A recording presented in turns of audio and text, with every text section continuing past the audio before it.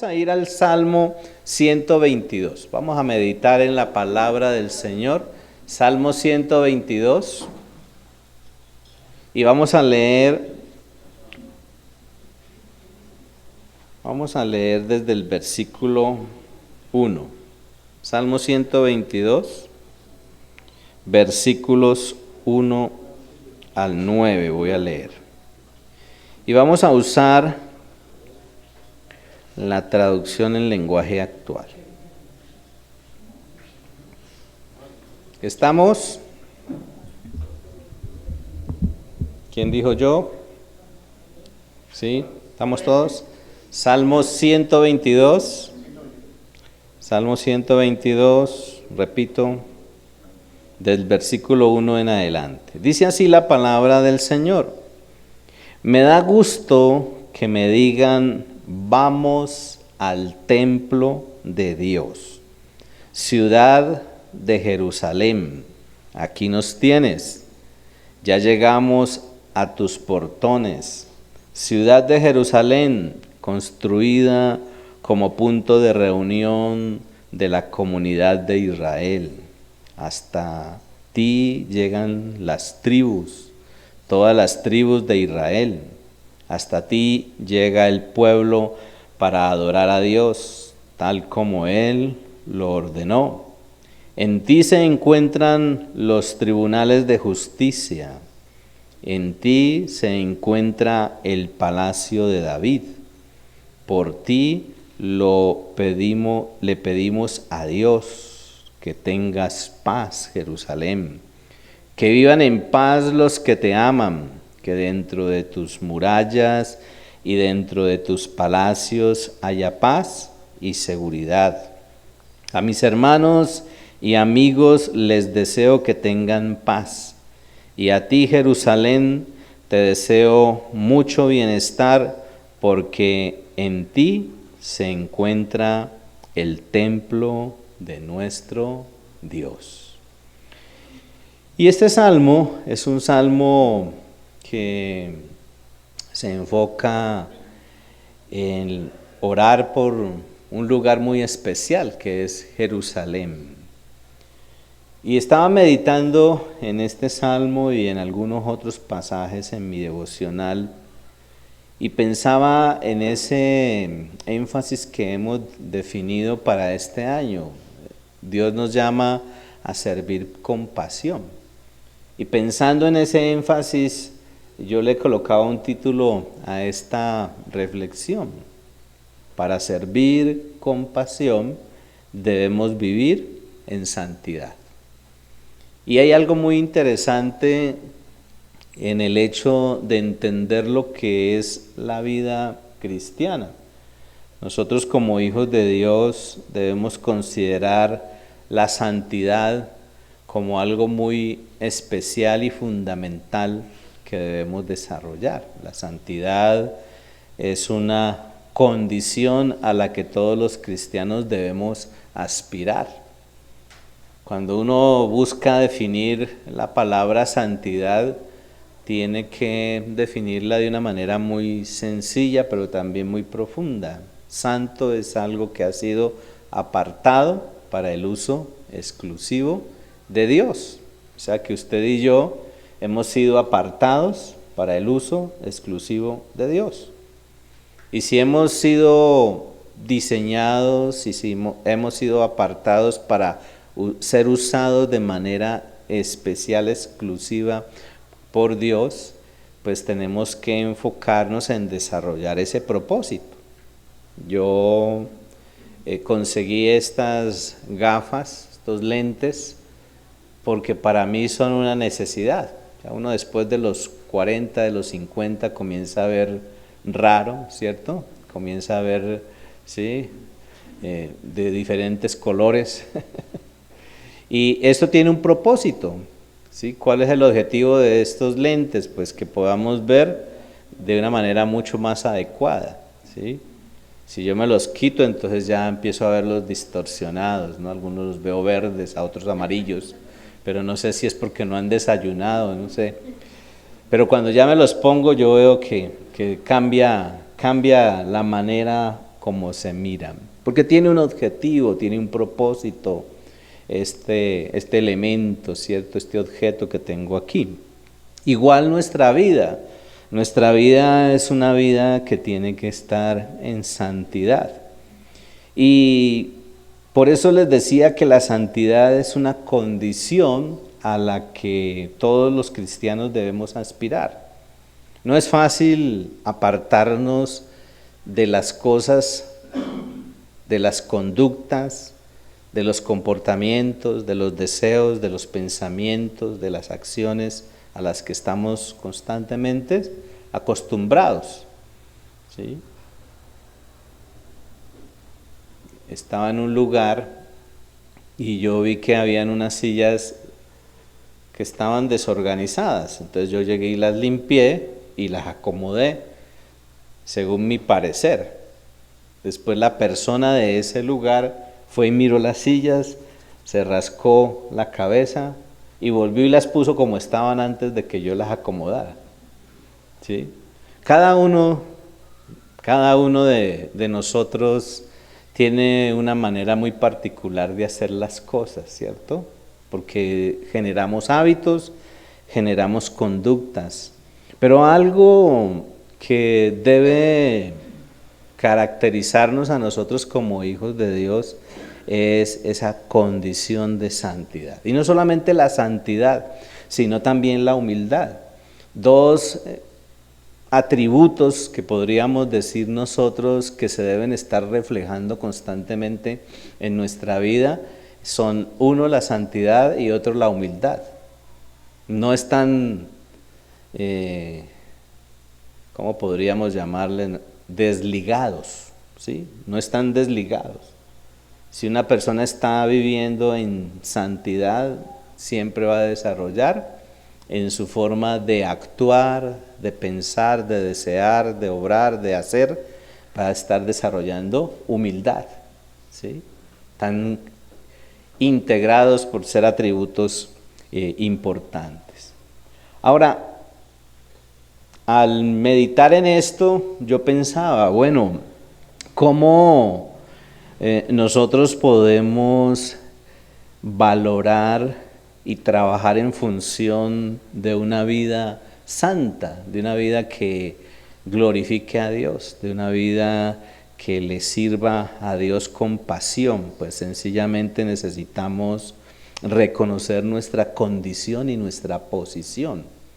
Como hijos de Dios, como cristianos, nosotros estamos en una condición, pero también estamos disfrutando de una posición en Cristo. Y un elemento que también reflexionaba sobre esto es que debemos entender que la santidad debemos buscarla. Y debemos buscarla donde se manifiesta la presencia de Dios. Y por eso traía a colación este salmo, ¿sí? Si usted busca el versículo 4 del Salmo 122, dice: hasta ti llegan las tribus, todas las tribus de Israel, hasta ti llega el pueblo para adorar a Dios, tal como Él lo ordenó. Y es que para Israel, Jerusalén, y en especial en esta época, la casa de Dios, el templo de Dios, era fundamental, ¿sí? Era prioritario y es un lugar especial. Y eso nos deja a nosotros una enseñanza. Ustedes y yo hoy tenemos el privilegio de adorar, pero también de alegrarnos en la presencia del Señor. Y por eso les decía que la santidad nosotros debemos buscarla donde se manifiesta la presencia de Dios. La gente acudía a la ciudad, la gente acudía al templo para allí deleitarse, gozarse, alegrarse delante de la presencia de Dios, porque allí se manifestaba en el templo la presencia de Dios. Y por eso usted y yo debemos buscar la santidad allí donde se manifiesta la presencia de Dios. Y el lugar, el ambiente, es donde Dios reúne a sus hijos. Uno puede estar en un lugar solitario, pero si está en contacto con Dios, pues allí se está manifestando la presencia de Dios. Y aquí nos habla de un lugar de paz, un lugar de seguridad. Leyendo el versículo 6 dice, por ti le pedimos a Dios que tengas paz, Jerusalén. Y es un clamor para que sea un lugar donde haya paz, un lugar donde haya seguridad. Y como sigue diciendo allí, que vivan en paz los que te aman, que dentro de tus murallas, hablando de la ciudad, y dentro de tus palacios haya paz y seguridad. A mis hermanos y amigos les deseo que tengan paz, y a ti, Jerusalén, te deseo mucho bienestar, porque en ti se encuentra el templo de nuestro Dios. Y por eso se volvió como una tradición para el pueblo de Israel, y aún nosotros los cristianos también tenemos ese peregrinaje, ¿no? Hay momentos, hay tiempos donde nos movilizamos los cristianos hacia Jerusalén, hacia Israel, y hacemos ese peregrinaje. Y eso era lo que también hacía el pueblo de Israel, o hacen, ¿cierto? De ir a este lugar tan especial para buscar allí la presencia de Dios. Ahora, entendía algo interesante también de esto, y es que donde Dios mora, allí hay santidad. Y es lo que nos enseña su palabra. Allí donde Dios mora, allí donde Dios se manifiesta, allí hay santidad. Miremos otro verso en Ezequiel. Ezequiel, busquemos el capítulo 20 de Ezequiel. En el versículo 40, hablando de la infidelidad del pueblo de Dios. Pero en Ezequiel capítulo 20, en el versículo 40, mire lo que dice en esta versión: delante de todas las naciones les mostraré que son diferentes. Yo los sacaré de entre todos los pueblos y naciones donde ahora andan dispersos. Los reuniré de nuevo en Israel, tierra que juré dar a sus antepasados, y me adorarán en mi montaña santa, que es la montaña más alta de Israel. Allí recibiré todas las ofrendas que ustedes quieran presentarme, y ustedes serán para mí tan agradables como el aroma del incienso. Entonces reconocerán que yo soy el Dios de Israel y que yo cumplo mi palabra. Y es precioso esto, ¿no? Dios siempre va a morar donde Él se manifiesta. Así de sencillo, ¿no? Y eso es lo que nos enseña aquí la palabra del Señor. Donde Dios mora, allí hay santidad. Y Ezequiel, en estos versos que leímos, nos habla del monte santo, nos habla del templo, nos habla de la casa de Dios. Y por eso es que yo enfatizaba inicialmente que nosotros debemos buscar esa santidad donde se manifiesta la presencia de Dios, ¿sí? Debemos buscarla, debe ser una constante. Y también nos lleva a entender la palabra del Señor algo muy hermoso, y es que la iglesia, hablando de cada uno de nosotros los cristianos, la iglesia es el templo y la casa de Dios. O sea, nosotros como iglesia somos el templo y la casa de Dios. Miraba otro verso en el Nuevo Testamento, ahí en Efesios, en el capítulo 2. en los versos 20 al 22, y dice la palabra del Señor así: todos los miembros de la iglesia son como un edificio. Efesios 2:20. Todos los miembros de la iglesia son como un edificio, el cual está construido sobre la enseñanza de los apóstoles y los profetas. En ese edificio, Jesucristo es la piedra principal. Es el quien mantiene firme todo el edificio y quien lo hace crecer para que llegue a formar un templo dedicado al Señor. Por su unión con Jesucristo, ustedes también forman parte de ese edificio en donde Dios habita por medio de su Espíritu. Entonces nos da a entender esto que ustedes y yo como iglesia, como esas piedras vivientes, como también lo plantea la Biblia, ustedes y yo somos ese templo, esa casa de Dios. Por eso también por allá en otra versión, en otra porción de la Biblia dice que ustedes y yo somos templo del Espíritu Santo. O sea, que Dios mora en nosotros. Es Dios quien mora en nosotros. Y si Dios mora en nosotros, entonces la santidad de Dios se está manifestando en nosotros. Y por ende, entonces también nosotros somos santos. O sea, somos apartados y somos apartados para ser esos instrumentos útiles en las manos de Dios. Somos apartados para servirle a Él con toda esa pasión que nosotros deberíamos colocarle a la hora de actuar como hijos de Dios, como templo de Dios, como lugar especial. Yo sé que hoy hay mucha irreverencia en el tema de los lugares de culto, ¿sí?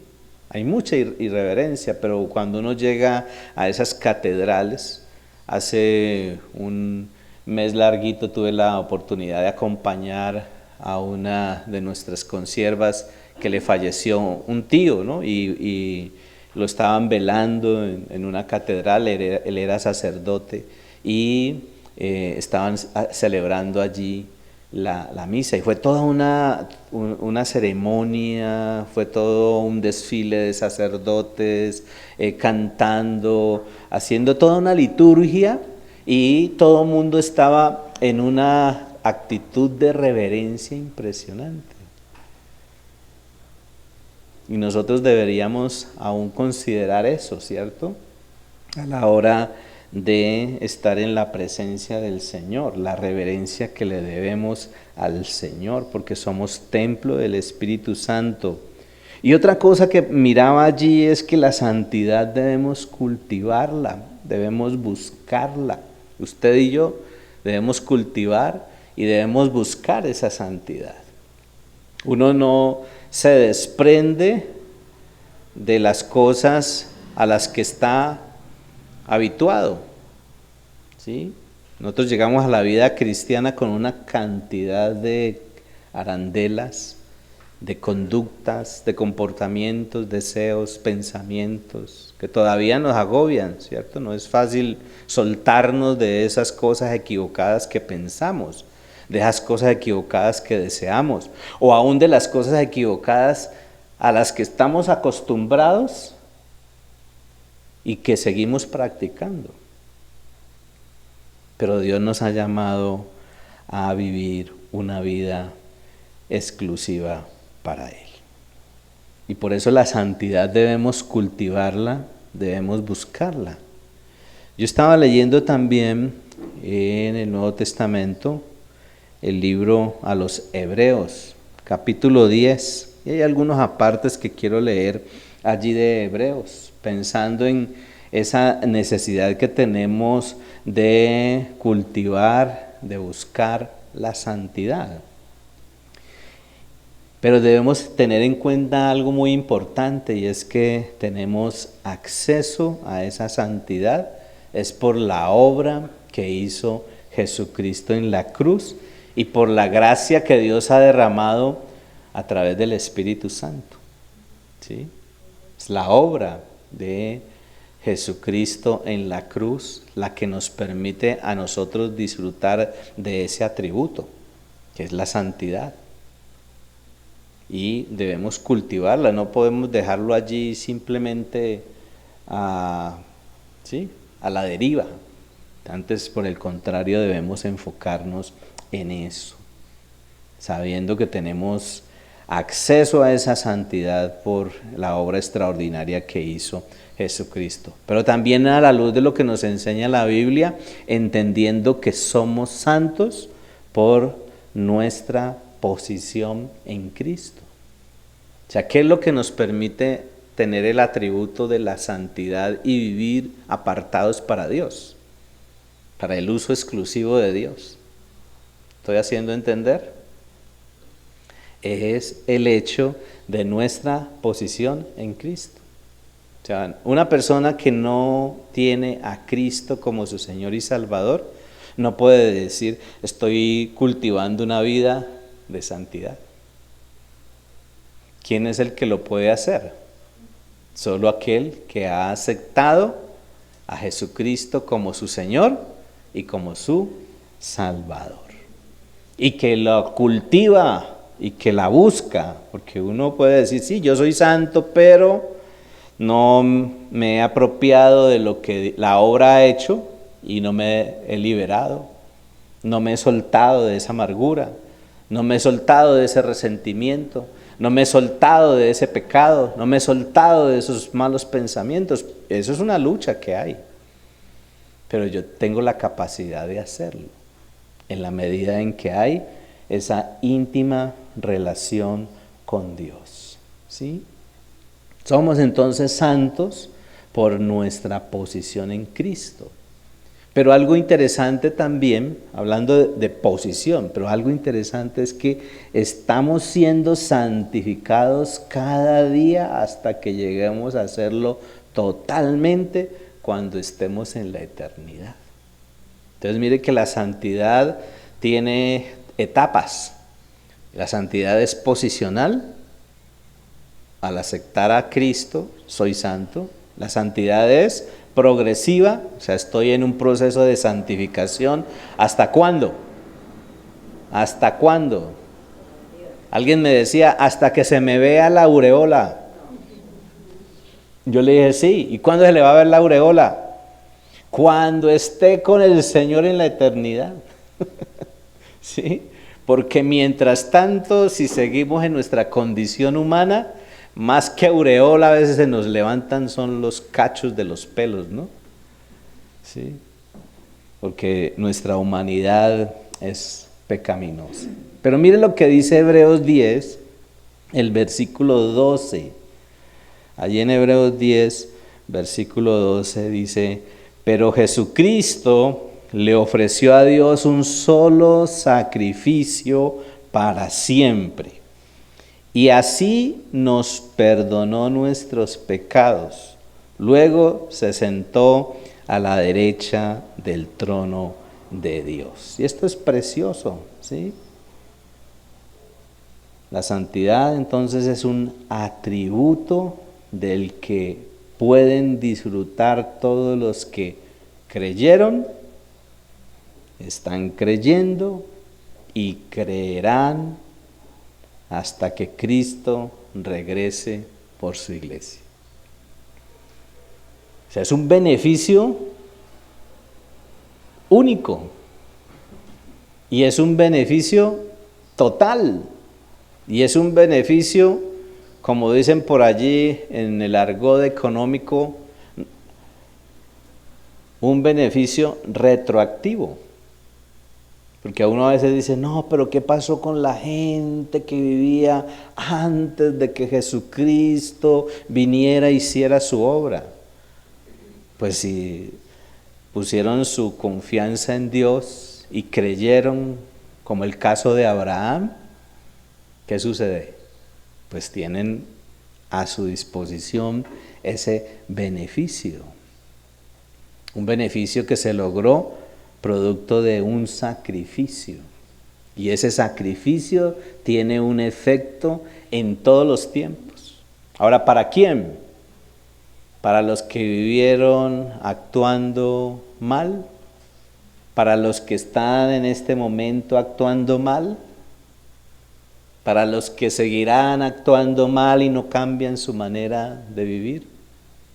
No, es para aquellos que producto de creer han aceptado vivir apartados para Dios. Y hay una gran diferencia, encontramos una gran diferencia en esto. ¿Y por qué es importante ese énfasis? Meditaba yo. Porque cuando uno mira lo que nos enseña la Biblia nos habla de un antiguo sistema. Pero ¿en qué consistía ese antiguo sistema? Sencillamente consistía en que ese sistema tenía un efecto prefigurativo. Si ustedes se devuelven al versículo 1 de Hebreos 10, dice allí en el versículo 1, la ley de Moisés era solo una muestra de lo bueno que Dios nos iba a dar y no lo que en verdad nos daría. Por eso la ley nunca puede hacer perfectos a los que cada año van al santuario a ofrecer a Dios los mismos sacrificios de siempre. Muy interesante, ¿cierto? Hay un sistema, un antiguo sistema, que solo prefigura una obra que estaba por realizarse. Y eso es lo que nos dice allí. Ese sistema de la ley no tiene la capacidad de perfeccionar la vida de las personas. Es lo que nos está mostrando allí. Si ustedes leen el versículo 4 de Hebreos 10, dice, por la sangre de los toros y de los chivos que se sacrifican, no puede quitar los pecados. Y hay una diferencia, ¿no? ¿Qué tenía que hacer la persona que faltaba a Dios? La persona que pecaba. Tenía que ir al sacerdote, presentar la ofrenda del sacrificio, dependiendo de su condición económica, y presentaba la ofrenda, el sacerdote hacía toda la ceremonia, eso era una ceremonia bien rigurosa, pero el complejo de culpa quedaba allí como subsanado temporalmente. Porque en la vida emocional uno cuando comete un error y sabe que cometió el error y a quien afectó la persona no se siente resarcida, siempre le van a estar haciendo, ¿cierto? Esa conducta, esa actitud fea de recordarle que uno actuó mal. Y entonces uno siente complejo de culpa. Que no es lo mismo que cuando uno comete un error y le pide perdón a la persona y la persona dice, la verdad es que me dolió, me afectó, me sentí muy mal, pero te perdono. Y vuelve y me trata de la misma manera como me trataba antes de haberla afectado a esa persona. Eso es perdón. ¿Sí? Y eso es lo que Dios ha hecho por nosotros. Y esto es profundo, ¿no? Esto es profundo. A veces no lo alcanzamos a dimensionar, pero es algo espectacular, ¿sí? Ese sistema de la ley, como dice allí, no tiene la capacidad de perfeccionar la vida de la persona. Así los sacrificios sean constantes, así permanezca el complejo de culpa. Y por eso es que en Hebreos capítulo 10 habla del fin de ese antiguo pacto para establecer un nuevo pacto. Y ese nuevo pacto se origina en la obra de Cristo. Se originó en la obra de Cristo. Miren el versículo 5 en adelante, dice: por eso cuando Cristo vino a este mundo, le dijo a Dios: tú no pides sacrificios a cambio de tu perdón. Por eso me has dado un cuerpo. Por eso te dije: aquí me tienes para cumplir tu voluntad. Así me lo enseña la ley de Moisés. En primer lugar, versículo 8, este salmo dice que Dios no quiere ni le gustan los sacrificios y las ofrendas, ni los animales quemados sobre el altar, aunque la ley manda que sean presentados. Después de eso, el Salmo dice que Cristo vino a cumplir la voluntad de Dios. Es decir, Cristo quitó aquellos sacrificios antiguos y estableció uno nuevo. Dios nos eligió porque Jesucristo obedeció sus órdenes al morir en la cruz y ofreció su cuerpo como sacrificio una sola vez y para siempre. Y por eso hay una gran diferencia entre la ley y la gracia. Una gran diferencia, y se ve allí esa diferencia. ¿Sí? Es a través de la obra de Cristo que se le coloca fin a ese antiguo pacto. La ley exigía muchos sacrificios, es lo que nos está diciendo allí, pero la gracia solo uno, un perfecto sacrificio, único. No hay necesidad de estar repitiendo ese sacrificio. Es como cuando nosotros aceptamos a Jesucristo, es un acto de fe. ¿Sí? Usted toma una decisión y usted dice: acepto a Jesucristo como mi Señor y Salvador. Usted todos los días no tiene que estar haciéndolo, o cada rato. ¿Sí? Martín Lutero se acordaba de un pecado y cada rato iba donde su abad, donde su sacerdote, y le confesaba. ¿Sí? Padre, me acuso de que el hermano Pepe tenía una papa más grande que la mía y entonces yo deseé la papa de él. Cosas como muy, ¿cierto?, elementales. Y todo el tiempo, y ese pobre abad se rascaba la cabeza, ¿cierto? Hasta que Martín Lutero entendió que es la gracia, que es el sacrificio único, perfecto de Jesucristo, el que nos lava, el que nos limpia, y que nosotros podemos disfrutar de ese sacrificio. Y miren lo que dice el versículo 12, estoy en Hebreos 10.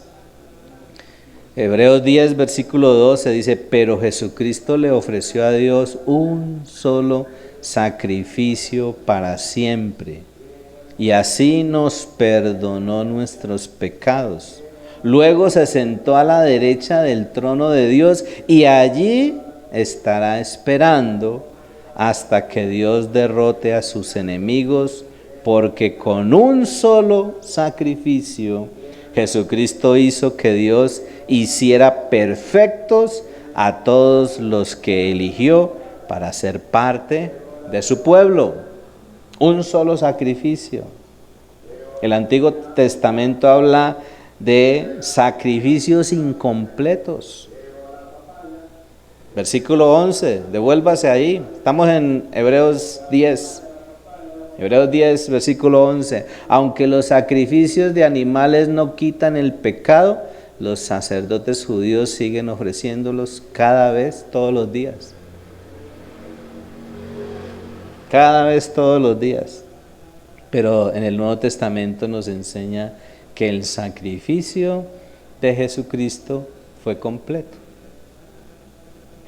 ¿Qué hacía el sacerdote en el Antiguo Testamento? Estar de pie, presentando sacrificios y sacrificios y sacrificios. De pie, todo el tiempo de pie. En el Antiguo Testamento no hay ninguna referencia a que el sacerdote terminaba de hacer el sacrificio y se sentaba. sino que tenían que seguir sacrificando y sacrificando. Una idea de que no era completo. Pero uno nota aquí en el versículo 12, pero Jesucristo le ofreció a Dios un solo sacrificio para siempre y así nos perdonó nuestros pecados. Y dice, luego se sentó a la derecha del trono de Dios. Y eso es una idea de que ya, lo que se hizo, ya se hizo, se completó. ¿Sí? Está hecho. Sencillo, ¿cierto? Pero entenderlo a veces es complicado. Lo que sí nos enseña la Biblia es que en Cristo somos santos. Ahora, como nos lo muestran estos pasajes de Hebreos 10, somos santos de forma inmediata, es verdad. Miren lo que dice el versículo 10. Dios nos eligió porque Jesucristo ofreció sus órdenes al morir, obedeció sus órdenes al morir en la cruz y ofreció su cuerpo como sacrificio una sola vez y para siempre. Es de forma inmediata. En otras palabras, hemos sido justificados, hemos sido perdonados. Fuimos perdonados totalmente. Justificados, perdonados totalmente. Tenemos hoy la bendición, el privilegio de disfrutar de una relación directa, perfecta con Dios. Eso es hermoso, es extraordinario. En el versículo 18 dice, por lo tanto, si nuestros pecados han sido perdonados, ya no es necesario darle a Dios más ofrendas para que nos perdone. ¿Qué tenía que hacer en el Antiguo Testamento la persona? Llevar su ofrenda de sacrificio. La palomita, la harina, el carnero, el becerro del sacrificio, ¿sí? O la ovejita. Todo el tiempo tenía que ir. El mismo sacerdote tenía que hacerlo, por él y luego por el pueblo. Y luego una vez al año tenía que entrar el sumo, ¿no? Hasta el sumo sacerdote, el más importante de todos los sacerdotes, tenía que entrar una vez al año. Y tenía que entrar amarradito allí con un lazo, ¿no? Y si se demoraba mucho tenía que sacudirse el vestido para que las campanillas que habían en los flecos abajo de su vestimenta sonara, ¿no? Porque si no sonaba, todo el mundo decía, uy, ese sacrificio no fue agradable a Dios y nos va a acabar, ¿no? Era el terror, ¿no? De que no era agradable a Dios la conducta de esa persona, de esa familia o de esa nación. Lo cierto es lo que dice la palabra de Dios, en Cristo somos santos. Ahora, de forma inmediata, como también lo habla aquí, justificados, perdonados, estableciendo una relación directa con Dios, pero también de forma progresiva. Estamos en un proceso de santificación. Si usted lee el versículo 14, dice, porque con un solo sacrificio Jesucristo hizo que Dios hiciera perfectos a todos los que eligió para ser parte de su pueblo. Así lo asegura el Espíritu Santo cuando dice, por eso este será mi nuevo pacto con el pueblo de Israel. Haré que mis enseñanzas las aprendan de memoria y que sean la guía de su vida. Y nunca más me acordaré de sus pecados y maldades. Hermoso. Cada día nosotros somos librados del poder del pecado. Por eso tenemos una lucha, ¿sí? Uno se levanta y se pone a pensar cuántos malos pensamientos tuve hoy y no ha llegado la mitad de la mañana, ¿no?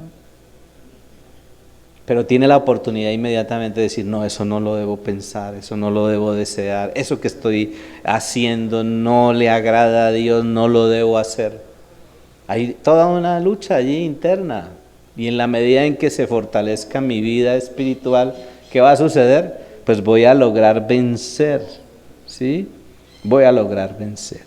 Entonces, soy santo en Cristo inmediatamente, progresivamente, vivo en un proceso de santificación, pero también lo que nos enseña la palabra del Señor es que seremos santos de forma perfecta, ¿sí? Y para dejar allí, porque se nos vino el agua, Primera de Juan, capítulo 3, Primera de Juan 3, versículo 2. Queridos hermanos, nosotros ya somos hijos de Dios, y aunque todavía no sabemos cómo seremos en el futuro, sí sabemos que cuando Jesucristo aparezca otra vez, nos pareceremos a Él, porque lo veremos como Él es en realidad. O sea, hay un presente inmediato, hay un presente progresivo y hay un futuro en el que disfrutaremos de la presencia de Dios. Y ante esto, entonces, surge la pregunta, ¿cómo llegar a ser santos?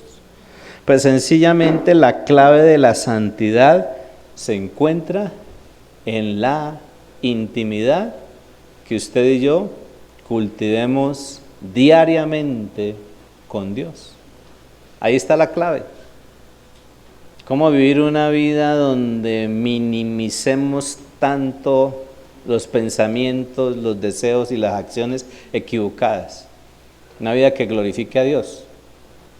¿Cómo lograr ajustar nuestra vida a los preceptos de Dios? Es la intimidad, definitivamente. Entonces, si nosotros queremos servirle con pasión a Dios, necesitamos vivir en santidad. Y vivir en santidad implica intimidad. Y cuando hay intimidad, entonces hay entrega. Cuando hay intimidad, hay pasión, ¿sí? Cuando uno está en intimidad, eso hay pasión, hay fuego, hay motivación, hay disposición. Cuando uno compara la relación de Dios con su pueblo con la relación de el esposo y la esposa y en el matrimonio, la intimidad de un hombre y una mujer en el matrimonio, allí en su intimidad sexual, es plena, porque ambos están disfrutando, ambos están gozándose, ambos están deleitándose, ¿sí? Sería muy fastidioso que no hubiera gozo, disfrute, ¿sí? No puede ser algo mecánico.